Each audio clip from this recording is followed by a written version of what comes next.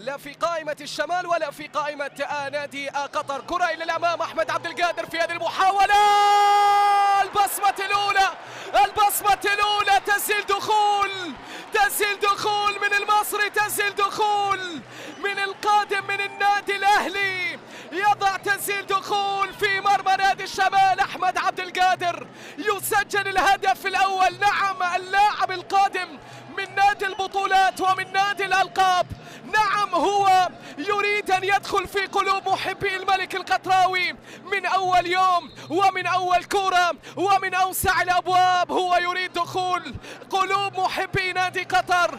تسهيل الدخول من أحمد عبد القادر. الله على اللمسة من التعبوني، والله على التحرك من أحمد عبد القادر، يسجل الهدف الأول. نعم نعم نعم نعم، جماهير الملك تبحث عن هكذا لاعب، عن هكذا اسم سوبر لأحمد عبد القادر، النجم المصري، الفرعون المصري، يضع تسجيل دخول وأول أهدافه.